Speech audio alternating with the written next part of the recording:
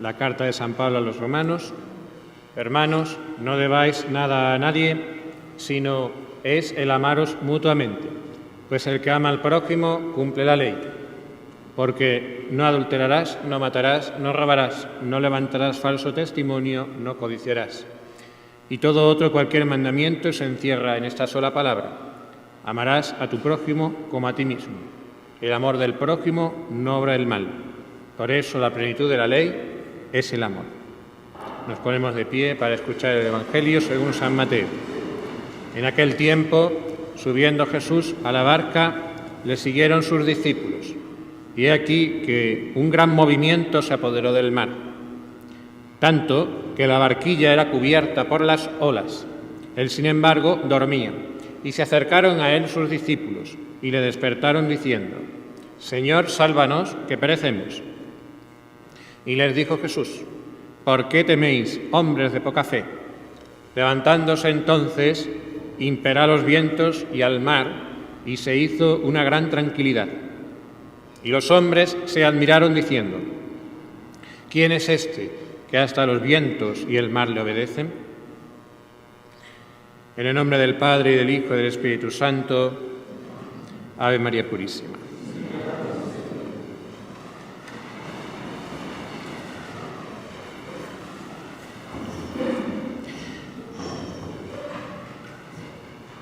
El Titanic. Supongo que todos conocen esa historia, es muy famosa, tiene una película pues muy reconocida del año 97 que cuenta su historia. Ese barco enorme para la época, un barco creado por hombre, en el que había mucha confianza en su técnica, en la tecnología que llevaba. Incluso pensaban que era insumergible, que no había quien lo hundiera. Se rumorea, se dice que el dueño de la naviera hablaba de que no lo hundía ni Dios, siendo bastante irrespetuoso, irreverente. Y ese propio egoísmo y orgullo resulta que fue el que llevó a ese barco magnífico al desastre, porque resulta que el choque, en una noche perfectamente calmada, sin ningún tipo de movimiento de mar, se debe a querer ir más deprisa de la cuenta, habiendo, como había y ellos sabían, que había icebergs en los cuales se podía chocar el barco y tener un accidente. Pero el deseo del dueño de la naviera de hacer un gran tiempo, de llegar en muy poco tiempo a Nueva York, le llevó a cometer la imprudencia, orgullosa, confiado en cómo estaba, de correr más de la cuenta, y eso hizo que el choque fuera inevitable. Y cuando ocurre, esos pasajeros que iban tan confiados y tan tranquilos se llenan de temor y saben que solo hay una manera de salvarse en ese barco, y es irse.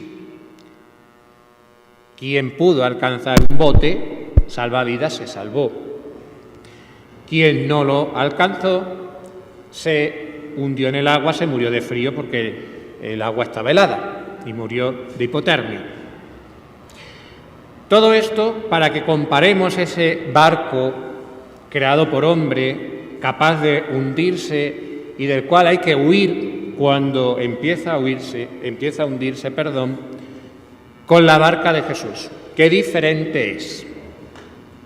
Porque esa barquita de Jesús, una barca muy humilde y que es figura del barco que es la Iglesia, porque en él van los apóstoles, y también es figura del alma cristiana en gracia que posee a Dios en ella, pues esa navecita resulta que va el Señor, pero Jesús está dormido y viene una gran tempestad,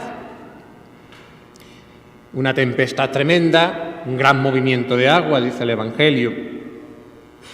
Y entonces, pues podemos suponer que la barca se bamboleaba peligrosamente, que el agua entraba dentro de la barca y que por lo tanto había un riesgo real de hundimiento. Y por eso entendemos perfectamente a los apóstoles que acudieran asustados al Señor: sálvanos, Señor, que perecemos, que aquí nos ahogamos.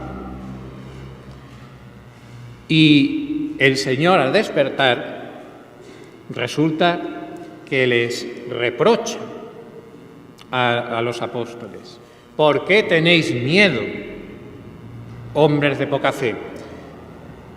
Pregunta que se responde a sí misma. ¿Por qué tenéis miedo? Porque tienen poca fe. Pero entonces le está reprochando que sientan miedo. Hay que hacer una distinción aquí muy importante. El miedo, hay dos clases. Uno que es el miedo sensible, es decir, el miedo que se siente cuando vemos que estamos en una situación de peligro. Y entonces ese miedo nos advierte de que tenemos que huir o tenemos que tomar medidas de defensa, ¿verdad? Y ese miedo es normal y natural que se tenga cuando estamos en peligro. Pero no se está refiriendo a eso el Señor, porque realmente la situación era para tener miedo de ese tipo. El Señor se está refiriendo a la otra clase de miedo, que es el miedo de la voluntad. El miedo de la voluntad es aquel que ya domina a la persona que lo siente de tal manera que ya queda paralizada para una acción, porque la razón se nubla del miedo, se entra en el pánico y entonces pues ya empezamos a dudar de Dios. El miedo nos impide hacer lo que tenemos que hacer. El miedo nos paraliza. Y entonces ese miedo, derivado de la falta de confianza en Dios, sí es pecado. Porque presupone esa falta de confianza en el Señor. Y por eso el Señor se lo reprocha a los apóstoles. Porque era normal que tuvieran ese miedo sensible ante la situación, pero no que se dejaran arrastrar por el pánico como si no supieran con quién iban.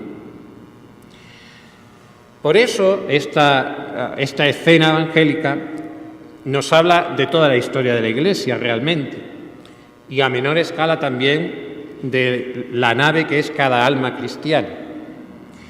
La nave de la Iglesia siempre ha navegado en tormenta, en tempestad. Unas veces hay tempestades más grandes, otras veces la tempestad es menor, pero siempre ha habido contradicciones. Y resulta que precisamente la tormenta ahora es muy intensa, porque tenemos, si vemos el panorama, pues hay unos enemigos externos de la Iglesia muy grandes, grandes rayos, grandes tormentas, monstruos marinos, de todo lo que queramos ver en esta imagen. Hay ideologías contrarias a la fe muy extendidas, políticas sociales, promoción de la muerte en masa, como es el aborto, tantísimas cosas, y grandes poderosos que están detrás de ellas, que quieren destruir a la Iglesia porque se oponen a sus planes. Pero no suficiente con esto, también hay mucho enemigo interno, que, aunque van en la barca, insensatamente pretenden hundirla, y desde dentro quieren romper tablones para que entre el agua, o pretenden cambiar el rumbo para que la Iglesia, en vez de ir hacia donde siempre ha ido, que es hacia el reino celeste, pues se encamine al abismo. Entonces, cualquiera que vea esta situación, pues puede entrar en pánico.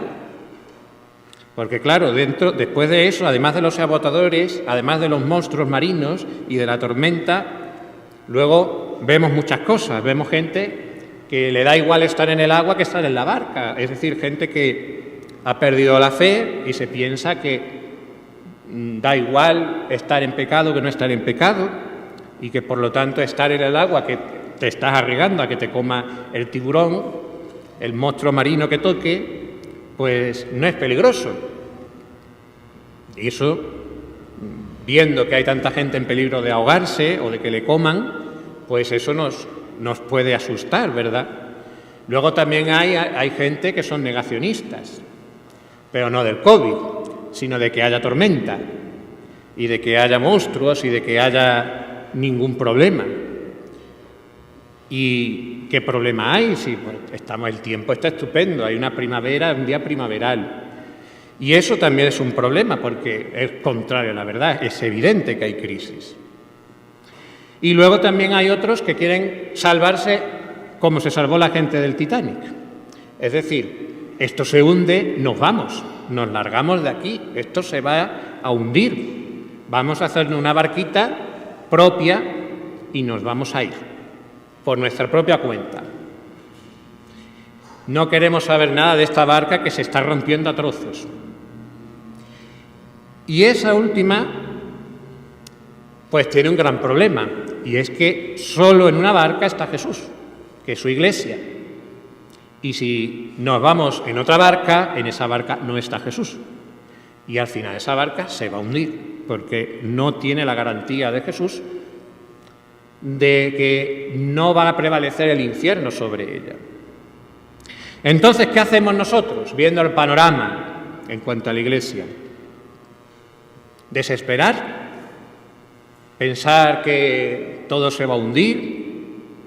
¿Pensar que nada merece la pena? Al contrario, podemos hacer lo que los apóstoles. Ir al Señor y decir: sálvanos, Señor, que perecemos. La situación es muy difícil. Sálvanos, Señor. Pero con una diferencia: no hacerlo paniqueado, no hacerlo con terror, sino con confianza. Al Señor podemos acudir a decir: ¿hasta cuándo? Sí, también cuando la tormenta sea personal, cuando tengamos una situación muy difícil, que nos cueste asumir la cruz, pero en cualquier caso confiando, porque es que el Señor le basta con querer para que toda la tormenta se pase. Si es que cuando Él quiera se va a ir, pero hay que confiar y tener esperanza y saber que al final, y esto es lo que más nos cuesta ver muchas veces, la tormenta, los enemigos externos y también los internos, los saboteadores, el Señor los permite al final por el bien de la Iglesia. Y lo vemos muy claramente aquí. El Señor permitió esta tormenta para fortalecer la confianza de los discípulos y para darnos ejemplos a nosotros. ¿Cuántos santos, por ejemplo Santa Teresita, se gozaba de este pasaje evangélico tan bello? Ella, que tanto insiste en el caminito espiritual, en abandonarse en las manos de Dios, de tal manera que la barca que se zarandee lo que quiera, yo estoy con Jesús y ya sé que el Señor está conmigo. Pues vamos a pedir a nuestro Señor que pase lo que pase, siempre confiemos en Él y que siempre permanezcamos en la barca de la Iglesia. En el nombre del Padre, y del Hijo, y del Espíritu Santo.